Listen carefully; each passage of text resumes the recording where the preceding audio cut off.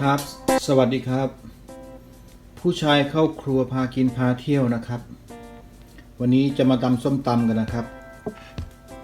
วันนี้เครื่องครบนะฮะเครื่องครบมีมะเขือมีมะกอกนะฮะมีลูกอะไรเนี่ยมีถั่วฝักยาวมีมะเขือเปราะนะฮะวันนี้มะละกอเส้นหำๆนะครับเราจะมาทำส้มตำนะครับจะใส่เป็นตำทะเลนะครับปลาหมึกกุ้งลวกนะครับปลาหมึกเนื้อปลานะฮะหอยแล้วก็จะใส่กุ้งสดด้วยนะครับเดี๋ยวจะมาทำกันเลยครับส้มตำทะเลนะครับใส่พริกนะฮะวันนี้จะค่อนข้างเผ็ดนิดนึงนะครับรสชาติต้องจืดจัดนะฮะ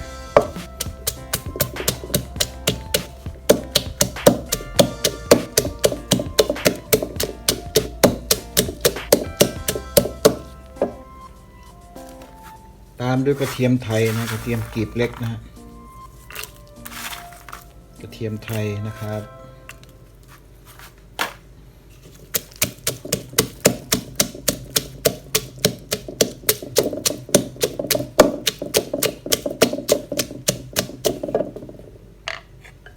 ถั่วฝักยาว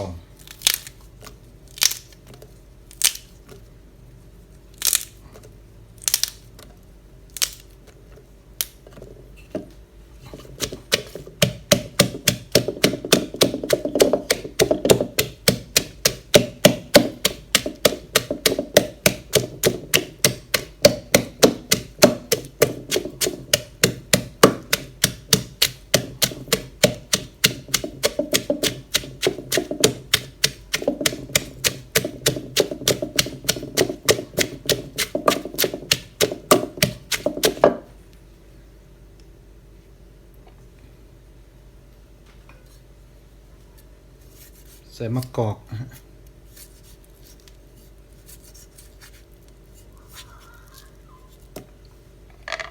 มะเขือเทศอ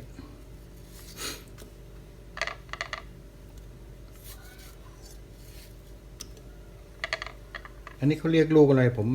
จำไม่ได้เห็นแม่ค้าก็ใส่ส้มตำกันนะ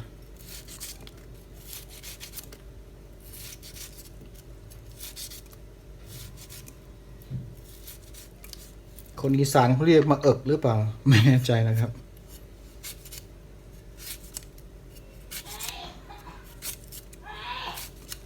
2 ลูกก็เยอะแล้วนะจะเยอะไป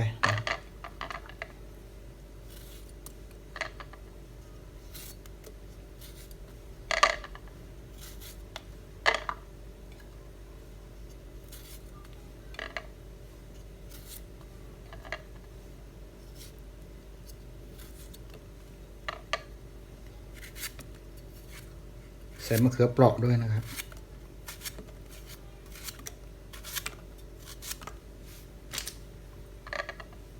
มะนาวนะใส่ทั้งเปลือก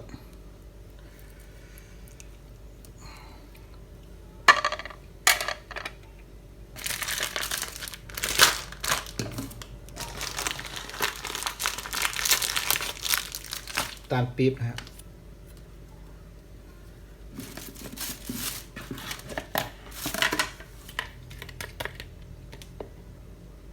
น้ำยำที่ผมทำไว้นะครับ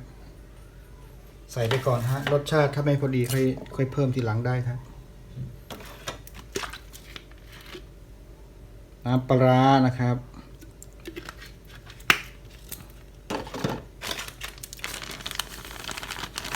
ชูรสนิดนึงนะฮะ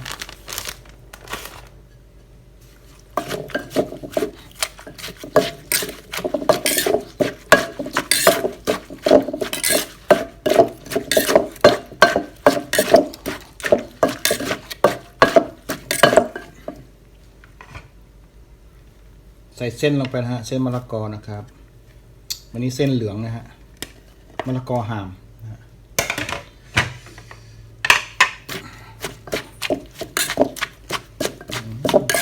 กลิ่นหอมนะครับ ใ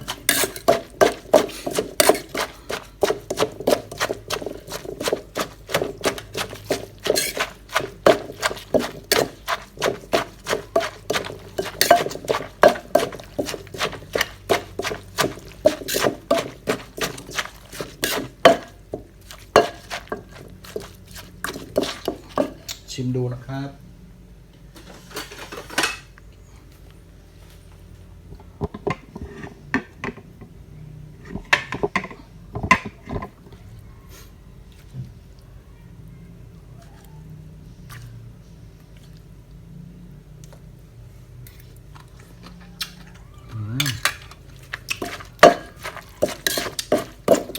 อร่อยนะครับ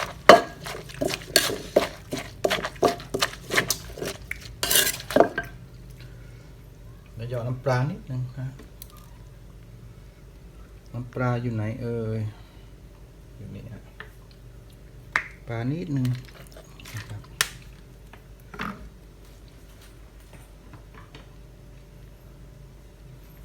จะใส่นะฮะ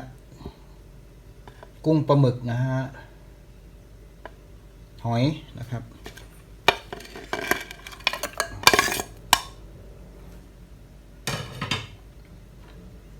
อันนี้เป็นสุกนะฮะเราจะใส่ดิบไปด้วยนะครับกุ้งดิบนะครับ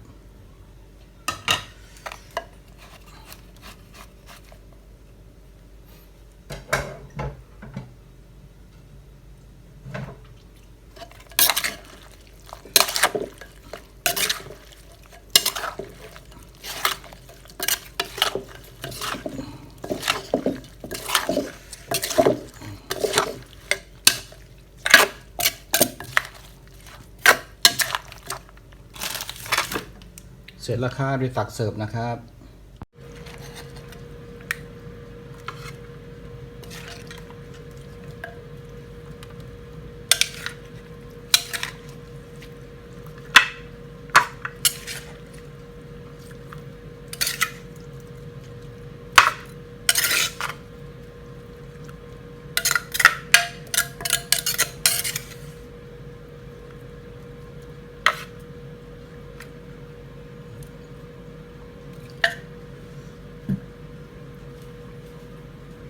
เดี๋ยวไปทานกันครับ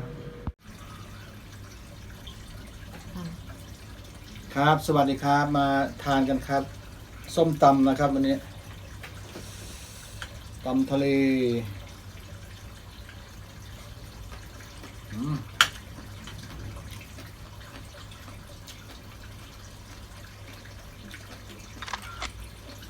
มีมะระขี้นกนะ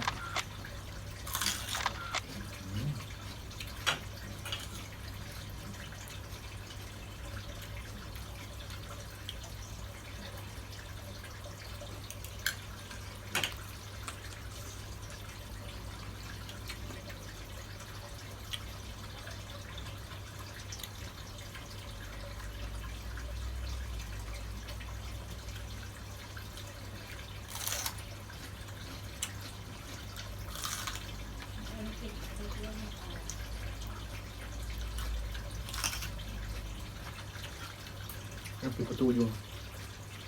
ตรงช่อง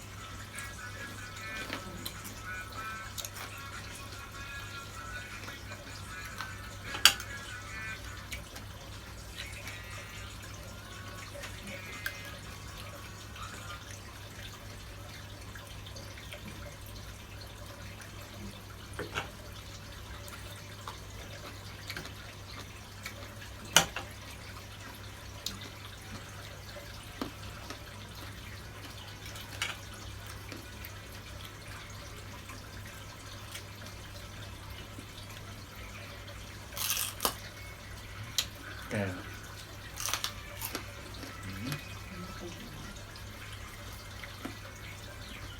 มะระขี้นกพอกินจริงๆมันไม่ขมนะมันไม่ขม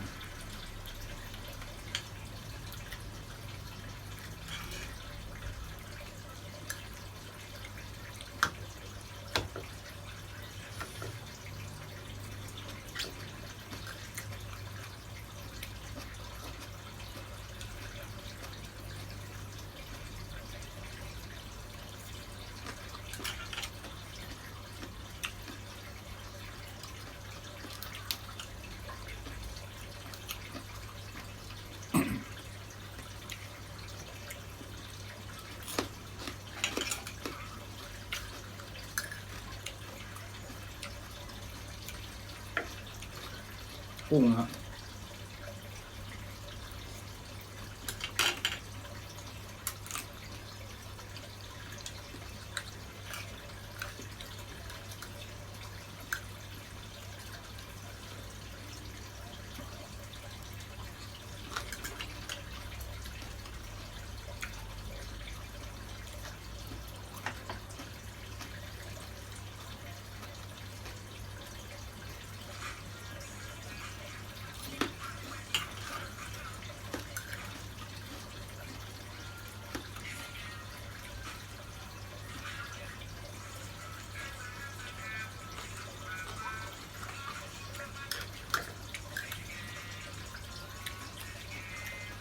ใส่หอยไปด้วย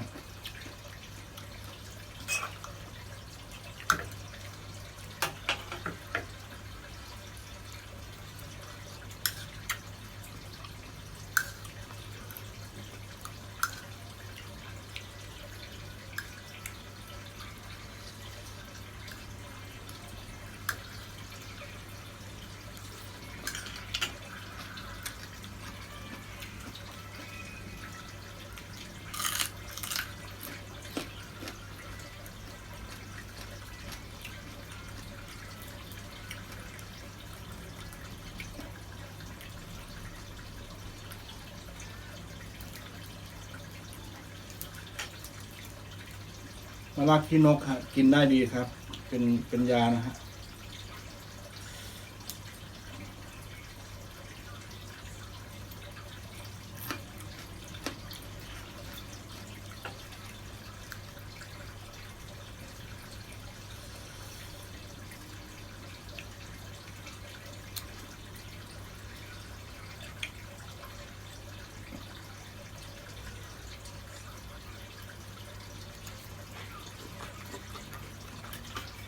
แล้วมากินเลยเลย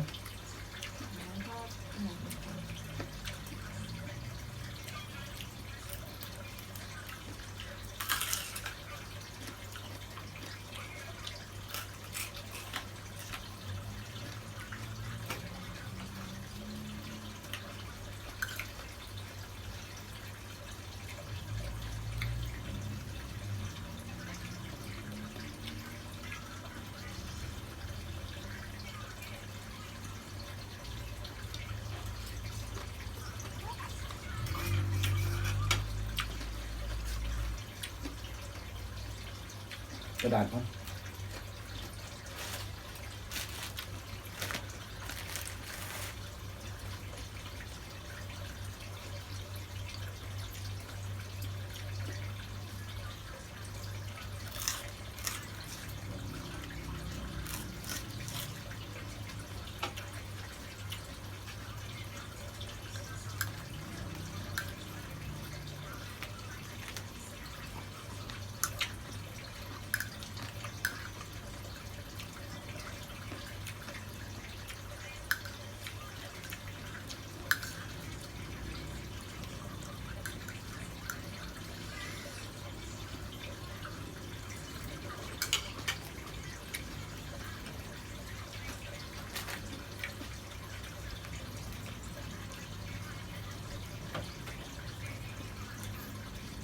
ครับฝากกดไลค์กดแชร์ด้วยนะครับ กดติดตามด้วยนะครับ ผู้ชายเข้าครัวพากินพาเที่ยวนะครับขอบคุณมากครับ